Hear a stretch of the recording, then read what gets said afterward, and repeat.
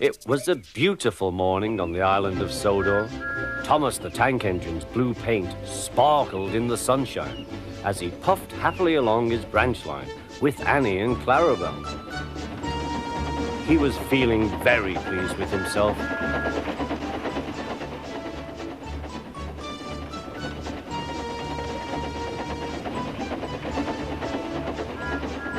"Hello, Thomas," whistled Percy. "You look splendid."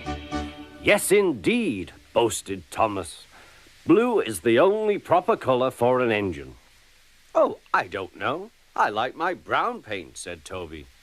"I've always been green. I wouldn't want to be any other color either," added Percy.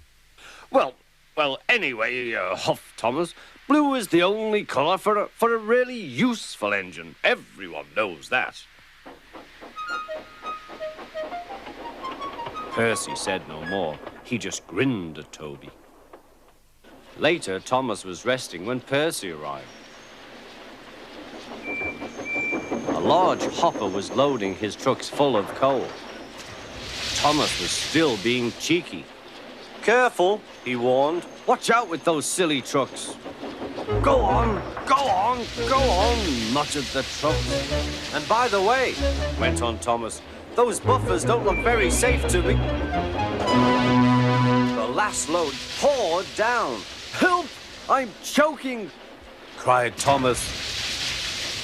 "Get me out!" Percy was worried, but he couldn't help laughing. Thomas's smart blue paint was covered in coal dust from smoke box to bunker. "Ha ha," chuckled Percy. "You don't look really useful now, Thomas. You look really disgraceful." "I'm not disgraceful," choked Thomas. "You did that on purpose. Get me out."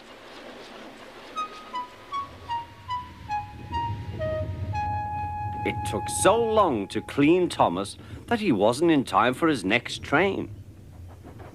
Toby had to take Annie and Clarabelle. "Poor Thomas," whispered Annie to Clarabelle. They were most upset.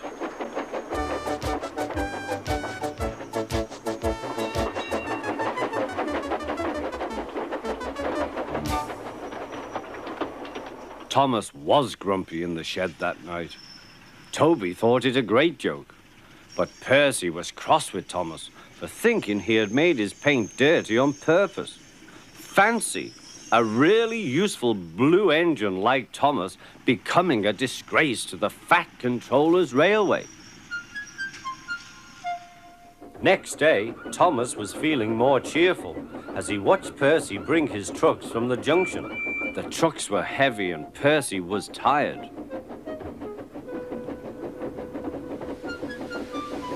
"Have a drink," said his driver, "then you'll feel better." The water column stood at the end of the siding with the unsafe buffers.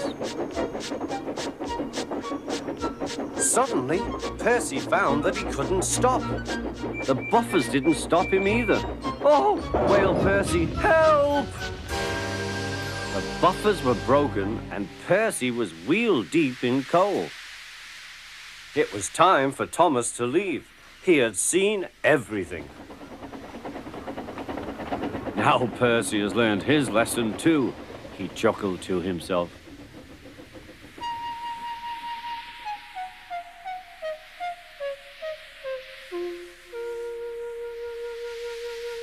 That night, the two engines made up their quarrel.